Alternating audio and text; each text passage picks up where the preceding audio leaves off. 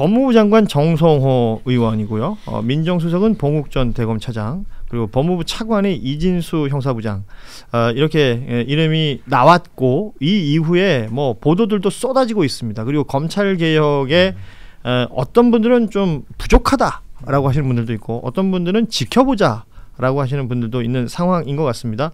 그러니까 정성호 장관 후보자가 오늘 출근길에 이제 기자들을 만났어요.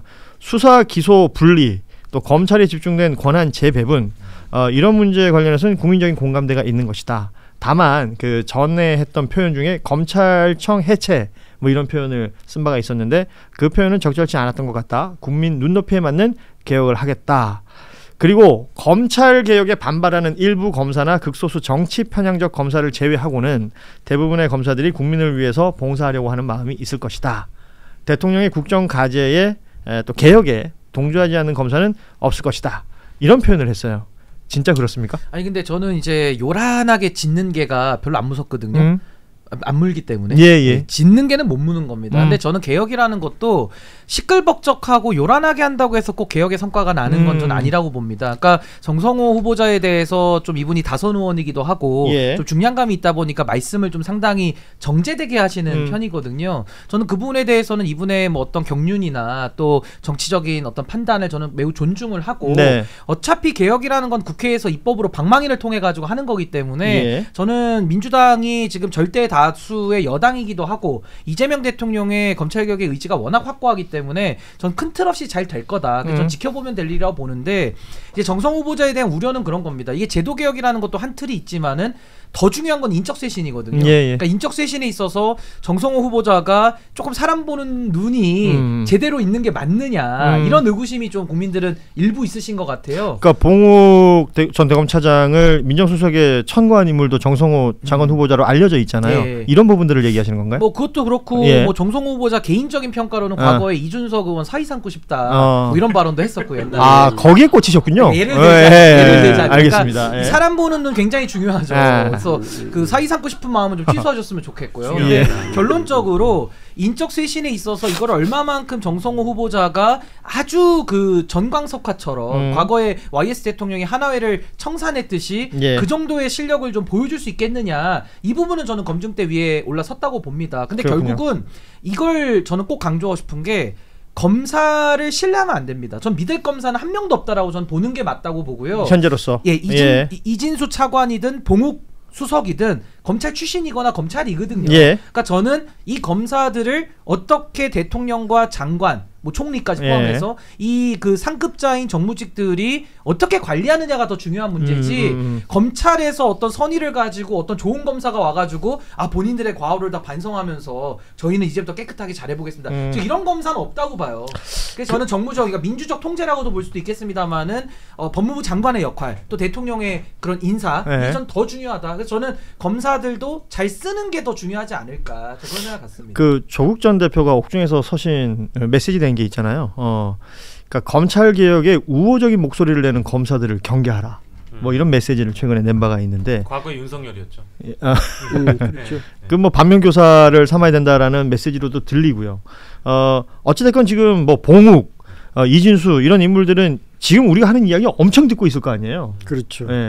여기에 대한 부담이 있겠죠. 굉장히 쓰고 있습니다.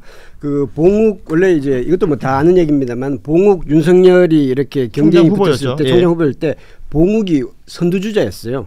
그 봉욱이 그 학교는 그 윤석열이 79학번, 봉욱은 84학번 서울법대. 그런데 그 검찰은 87년도에 사법시험 합격했어요. 봉욱은. 그러니까 대학교 4학년 때 합격했어요. 윤석열이 이제 구수를 했으니까. 윤석열은 91년도에 합격했어요. 그러니까 이제 훨씬 더 검찰의 후배가 되고, 이게 대학교 4학년 때 이게 동기생이 우병우예요. 우병우랑 84학번 동기고 우병우랑 4학년 때 같이 합격했어요. 그러면 대충 성향을 알 수 있죠. 굉장히 성실하고 그리고 착실하고, 그리고 검찰에서도 굉장히 엘리트 코스를 밟은 거죠. 그러니까 이제 이력이 좋고, 그리고 이런 모범생들은 원래 말을 잘 듣습니다. 그러니까 이제 그 부분을 높이 샀기 때문에 그때 이제 그 문재인 대통령이 둘을 놓고 어떻게 할까라고 했을 때, 이제 그 이 정치권에 아주 이 유력한 그 선배한테 물었어요. 누구를 하면 좋겠느냐. 그때 봉욱을 하라고 했어요. 왜냐하면 이게 그 조직의 이게 파격적인 그 파격적인 그 인사는 2번 하면 그 사람도 망하고 조직도 망한다. 그러니까 부작용이 있을 수 있다라는 그렇죠. 거죠. 예, 윤석열을 서울지검장하고 그다음 검찰총장까지 하면 2번 파격 인사를 하게 되면 일종의 기수 파괴가 있었기 때문에 조직도 망하고 이제 그 사람도 망한다는데 그 말이 맞았던 거죠. 그런데 윤석열이 워낙 검찰 개혁을 하겠다고 하고 봉욱은 수사 기소권 분리하면 곤란합니다라고 하니까 그냥 이쪽으로 윤석열로 하게 된 건데, 그러니까 이제 봉욱에 대한 우려는 그거죠. 수사 기소권을 분리한다는데 본인이 반대했었고, 그리고 2022년도에 또 성명을 낼 때도 수사 기소권 분리에 그 성명에 이름을 올렸단 말입니다. 그렇죠. 그래서 지금은 그러면 수사 기소권 분리가 지금 검찰 개혁의 핵심인데, 그럼 여기에 대해서 봉욱이 입장이 뭐냐? 그럼 그때 그 3년 동안 하더니 생각이 바뀌었느냐? 아니면 그게 아니라면 이게 수사 기소권 분리를 하면서 중간에서 계속해서 장난을 치면서 결국은 검찰 편으로 돌아가는 게 아니야라는 게 이게 기본적인 그렇죠. 우려죠. 우려의 기본이죠. 그런데 이제 그럼에도 불구하고 봉욱을 썼다는 거는 이게 봉욱은 기본적으로 윤석열과 다르다. 기본적으로 이제 성향도 다르고 지금 다른 이력을 보게 되면 대충 어떤 분인지는 그려지시죠. 예.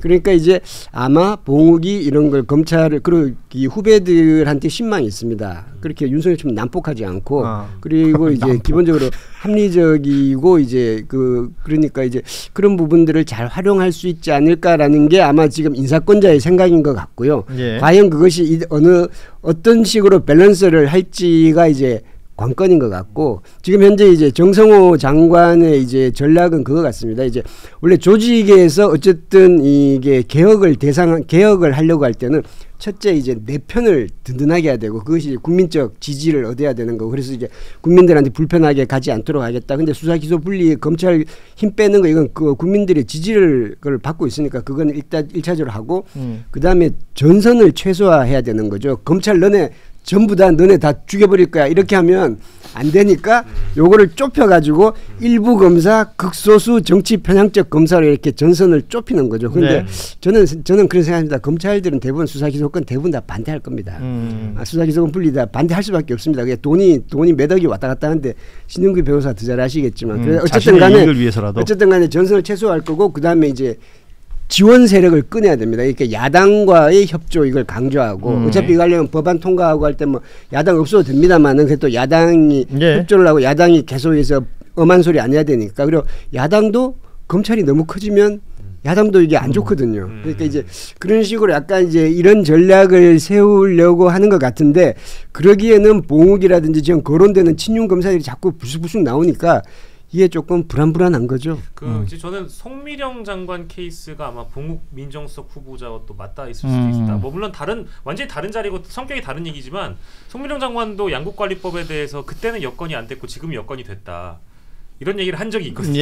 예. 지금은 이제 여건이 됐다라는 거죠. 그러니까 뭐 봉욱 민정수석 후보자도 과거의 수사 기소 분리에 대해서는 뭐 좀 민감한 반응을 보였을지 몰라도 지금의 검찰의 모습이 과거의 검찰의 모습은 또 아니잖아요. 봉욱 민정수석 후보자가 기대했던 검찰의 모습도 아니니 그때는 검찰 개혁의 시기가 안 됐고 지금은 검찰 개혁의 시기가 무르익었다라고 대답할지도 모르겠습니다. 그분의 스타일을 봤을 때는. 예. 자, 시간이 지금 우리 신인규 변호사한테 허락되어 있는 시간이 1분 40초입니다. 예. 1분 40초 안에 할 수 있는 얘기를 제가 아무리 찾아봤는데 그렇게 짧게 할 얘기가 없어요. 검찰개혁 관련해서 한 말씀만 좀 더 드리자면. 그래요. 어디 한번 해보세요. 네. 아니 그 수사기소 분리라는 것은 어떻게 이해를 해야 되냐면 검찰권이 너무나도 과도하게 비대하잖아요. 예. 그걸 좀 나누겠다라는 것이고, 더 중요한 건 중수청을 더 꼼꼼하게 잘 만들어서 수사가 더 잘 될 수 있도록 만드는 부분이 하나 중요하고, 또 하나는 공소청으로 이 검사들 다 몰아넣으면 또 뭐 하겠습니까? 그 사람들이 만약에 사건이 왔는데 또 자기 편들은 덮어준다면 그러면 또 지금의 문제가 또 재발되는 거거든요. 그러니까 저는 그걸 방지하기 위해서 시민 배심제를 참고한 시민기소위원회 같은 것도 반드시 만들어야 되고, 또 잘못된 기소를 또 할 수도 있는 겁니다. 검찰 입장에서 과거처럼. 그러면 잘못된 업무 처리를 했던 검사들 그동안에는 누구도 책임 안 물었거든요. 그렇죠. 뭐 무죄가 나와도 아무도 책임 안 져요. 그 당사자는 완전히 인생을 망가뜨렸는데, 그렇다 보면은 그 잘못된 기소에 대해서도 그 검사의 막중한 책임에 맞는, 전 책임을 묻는, 권한에 맞는 책임을 묻는 이런 제도들이 동시에 완비가 돼야 전 검찰개혁이 좀 완수될 수 있는 거 아니냐, 저 그런 생각을 좀 갖고 있습니다. 그러니까 비슷한 얘기죠. 사실은 어렵게 표현할 수도 있겠지만 그동안 한 곳에 집중돼 있었던 권한, 그러니까 검찰이 이 기소권과 수사권을 같이 가지고 있으면서 그걸 자신들의 이익을 위해서 활용할 때 문제가 제기가 되고 그 문제를 들여다봤을 때 문제가 됐음에도 불구하고 그 이후에 대한 책임은 전혀 지지 않았었다. 이 부분들을 우리가 뭐 지난 몇 년간의 사건 사고들을 보면서 쭉 확인해 왔던 것이고요. 이 부분을 어떻게 해서든 개혁해야 된다는 목소리에 국민들이 지지를 하고 있는 것이고 검찰 개혁이 이 정부 안에서 또 진행되는 과정들을 지금 우리는 보고 있는 것입니다. 뭐 특검 수사 관련된 이야기도 좀 해야 되겠습니다만 김건희 특검, 최혜병 특검 내일 그러니까 7월 2일에 모두 현판식을 하고 본격적인 수사가 시작이 됩니다. 앞서 뭐 내란 특검 관련된 이야기들은 여러 차례 나눴으니까 이 두 특검에 대해서 좀 얘기를 해보자면 그 최혜병 특검의 이명환 특검 같은 경우에는 국립 대전 현충원에 가서 최혜병의 묘역을 참배하는 것으로 일정을 시작하고 있고요. 내일 현판식 하자마자 임성근 전 해병 1사단장을 제일 먼저 소환한다라고 했어요. 이 내용은 우리가 이제 좀 눈여겨볼 필요가 있는 것이 이름이 아예 김건희 특검으로 붙어 있는 민중기 특검 같은 경우에는 이제 최혜병 특검과 김건희 특검이 서로 통화를 했다고 그러죠. 그러면서 김건희 관련된 수사 그 중에서도 임성근 구명 로비 의혹 이 부분에 있어서는 최혜병 특검에서 먼저 수사하는 것으로 정리를 했다는 겁니다. 이거는 그 이유가 있겠죠? 이게 최상병 특검에서 이제 이 부분이 어차피 임성근 직접적으로 연관되는 거니까 김건희는 이제 김건희 특검에서는 이게 좀 간접적인 거잖아요. 네. 뭐 멋쟁이 해병인가요? 그걸 통해서 이제 그 최상병 특검 수사를 이렇게 외압을 행사한 거니까 그러니까 아마 최상병 특검에서 먼저 수사하는 게 맞는 것 같고요. 그리고 김건희 특검은 그거 외에도 할 게 많잖아요. 이게 16개가 있으니까 뭐 많은데 최상병은 그거 해야 되는데 뭐 이런 거죠. 뭘 좋아할지 몰라서 다 준비했어. 뭐 이런 느낌이잖아요. 예. 지금 뭐 16개라고 자꾸 언론에서 얘기하는데 저는 아무리 들여다봐도 한 개 안에 또 몇 개까지 더 있지 않습니까? 그렇죠. 소위 말하는 명태균 건은 우리가 명태균 게이트라고 불렀던 거예요. 그걸 하나로 얘기하기에는 너무나 적은 내용이고 그리고 16개를 하나하나 쪼개보면 그만큼 더 있다는 건데요. 이 수사는 뭐 7월 2일 그러니까 조은석 내란 특검이 워낙 일찍 시작하다 보니까 좀 늦은 거 아니냐라는 느낌은 있을 수 있지만 그렇다고 해서 시간을 허투루 쓰는 시간은 아니기 때문에 2일부터 시작되는 김건희 특검, 최혜병 특검 또 수사 과정 계속 지켜볼 필요가 있겠고 아마 이제 그러면 그 김건희 소환 여기에 대한 관심이 높아지는 거니까. 그렇죠. 저는 김건희 소환은 굉장히 빠른 시일 안에 이루어질 거라고 봅니다. 특히 이제 뭐 지금 얘기하고 있는 임성근과 관련된 수사를 소환을 첫 번째로 한다고는 합니다만은 일단 지금 공소시효가 가장 빠르게 다가올 게 아마 공직선거법 관련된 사안이거든요. 그렇죠. 명태균 게이트 사건일 거예요. 그게 있고 수사 양이 다 채워져서 어느 정도 진척이 돼 있는 건 당연히 이제 확정 판결까지 나와 있는 도이치모터스 주가 조작 사건이 있기 때문에 사실은 민중기 특검에서도 지금 준비 과정을 착실하게 겪고 7월 초에 현판식을 하고 이제 수사에 이제 본격 돌입하고 있는 상황이기 때문에 아마 제가 판단하기에는 다음 주 안에 김건희 씨를 소환할 가능성이 좀 분명히 있다라고 보고요. 왜냐하면 이제 이거를 김건희 쪽도 굉장히 미뤄 짐작컨대 김건희 쪽도 예민하게 받아들이고 있는 사안일 겁니다. 특검이 조사하라고 나를 소환한다고 하면 이제 난 아플 것이다. 아니요 응하겠다라고 했잖아요. 난 아플 것이다 아닙니까? 근데 사실 아플 것이다겠죠. 네. 그래서 이미 특검의 조사에 촉각을 곤두세우고 있었던 상황이기 때문에 그 조금 시기가 너무 일찍 입원한 거 아니냐라는 지적이 있었을 정도로 특검이 여유를 가지고 그동안 착실히 준비를 했고 7월 2일에 현판식을 내일 하고 나면 아마도 다음 주 안에는 김건희를 소환할 가능성이 매우 높다고 저는 보고 있어요. 아니 그래서 지금 뭐 김건희 씨도 저 윤석열처럼 뭐 소환 날짜를 조율한다던가 뭐 비공개를 요청한다던가 이렇게 할 수 있겠는가? 그런 요청이 있겠는가? 그게 또 변호인단에서 그런 목소리가 나올 것이냐? 이런 것들도 좀 눈여겨볼 필요가 있을 것 같은데 계속해서 이 부부의 근황을 전하고 있는 사람이 바로 서정욱 변호사입니다. 이제 약발이 많이 당한 걸로 알고 있는데. 그래서 뭐 여기서 했던 얘기가 이거거든요. 과거에 이재명 당시 당대표 시절에 부산에서 그 피습당했을 때요. 헬기 타고 서울대 병원 가지 않았었냐. 좀 관용적으로 보자. 김건희 씨를 일반인하고 똑같이 볼 수는 없지 않느냐. 저혈압, 호흡곤란, 어지럼증, 현기증 이렇게 이 증상이 있어서 휠체어를 탄 것인데 이게 비난거리냐 뭐 이런 식의 얘기를 했다는 거예요. 저는 이 서정욱 변호사의 메시지라는 것이 그 윤, 김 이 부부와 합의돼서 이렇게 일부러 언론에 공개를 하는 것인지 아니면 서정욱 변호사가 혼자 그냥 자가 발전하는 것인지 이런 것들도 좀 궁금하고요. 전혀 소스가 없는 상태에서 하진 않겠죠. 소스가 없는 상태에서는 하진 않겠고 아마 이렇게 해주기를 바랄 겁니다.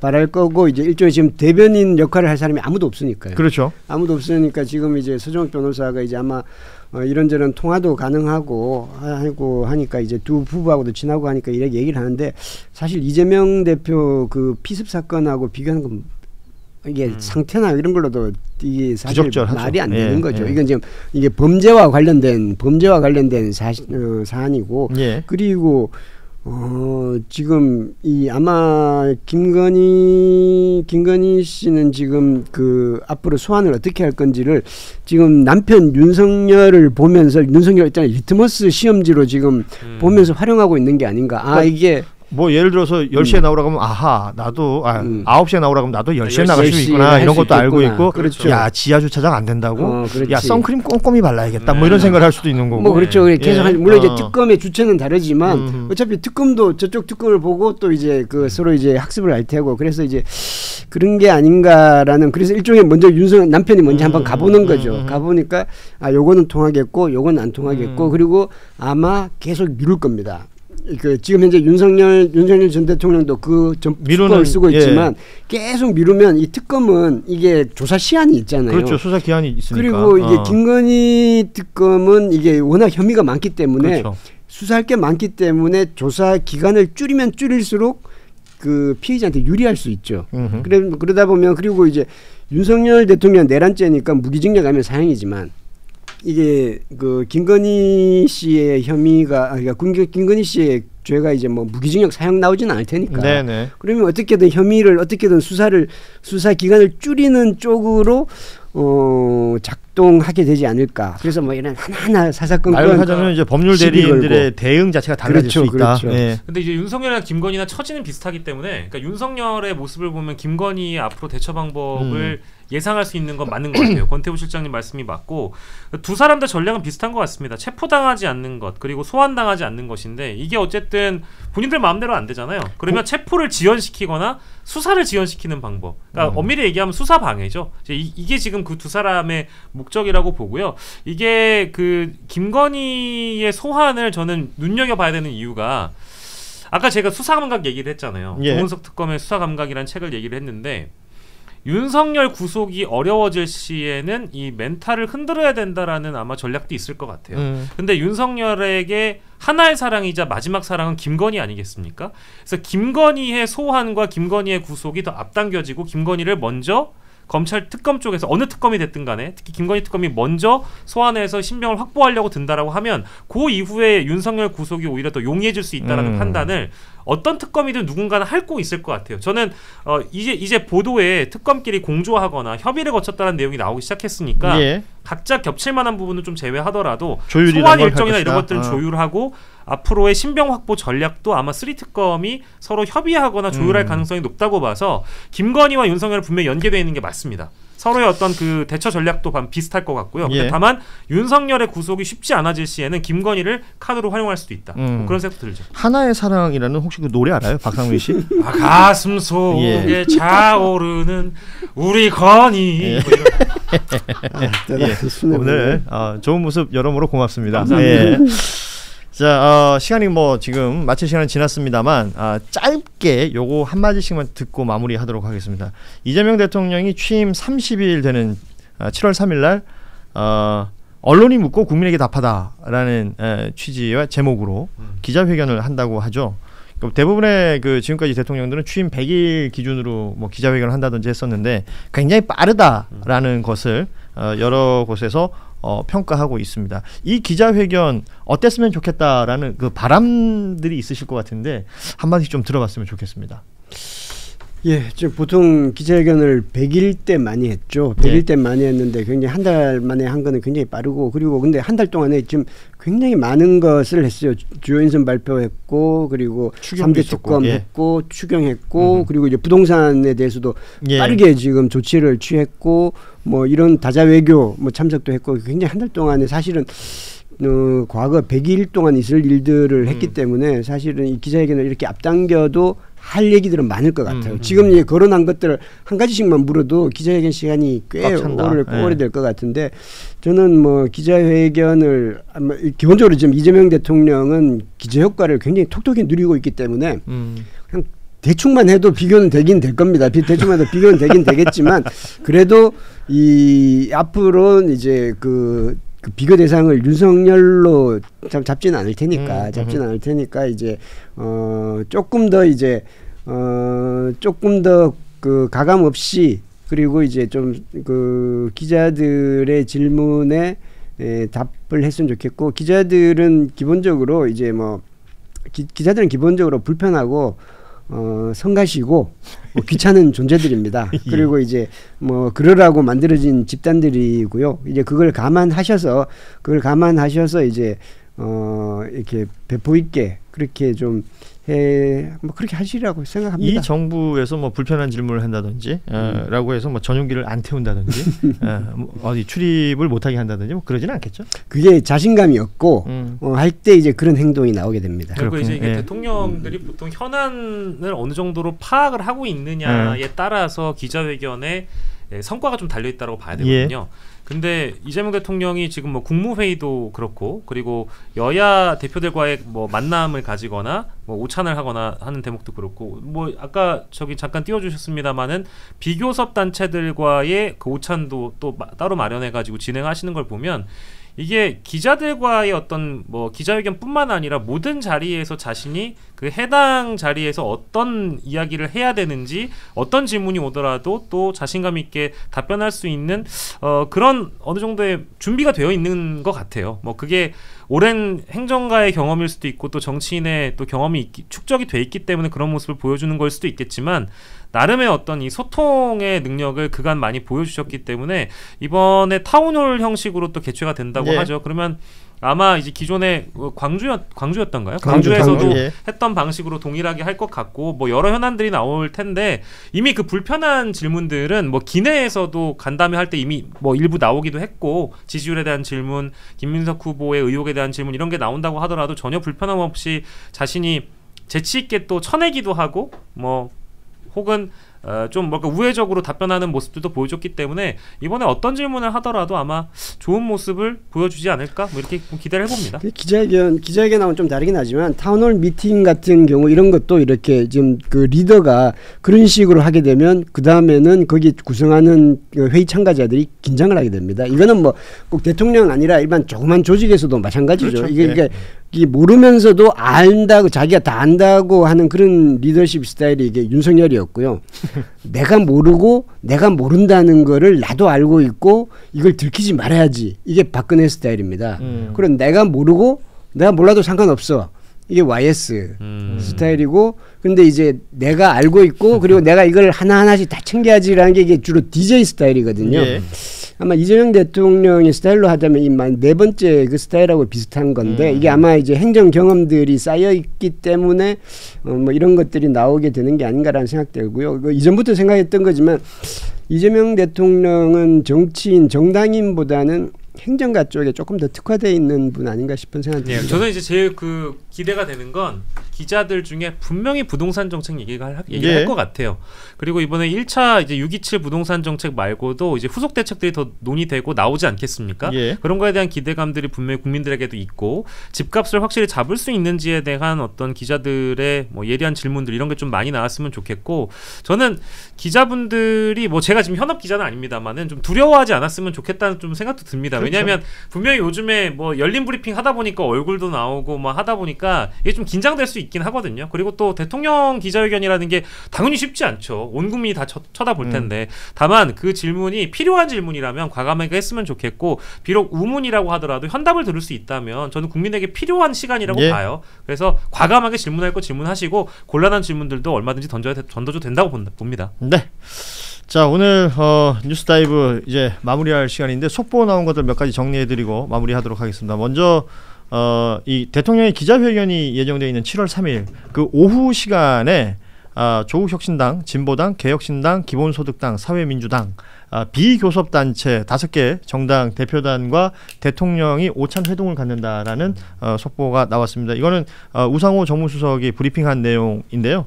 그러니까 7월 3일 대통령의 기자회견이 있는 당일 비교섭단체 5개 정당, 5개 정당 대표단과의 회동이 있다라는 것 좀 전해드리고, 그리고 내일로 예정돼 있던 국정기획위원회 이 검찰청 업무보고 관련해서 검찰 내부 상황을 고려해서 무기한 연기라는 대변인실 발표가 나왔습니다. 그러니까 무기한 연기라는 것도 좀 인상적이고요. 검찰 내부의 상황을 고려하여 이 부분은 오늘 검찰청장과 검찰 고위직에 있는 분들이 사의를 표명한 것과 무관해 보이지는 않는데 이 내용들도 속보로 나와서 전해드립니다.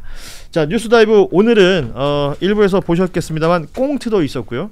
그리고 2부에서는 우리 박영식 평론가의 가창 실력을 확인할 수 있는 시간도 있었습니다. 앞으로 더욱더 다양하고 풍성한 구성으로 여러분을 찾아뵙기를 약속드리겠습니다. 물론 그 어떤 패널들에게도 사전에 정보를 주진 않습니다. 예.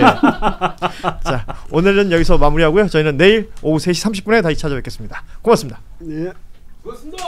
네, 고맙습니다. 고맙습니다.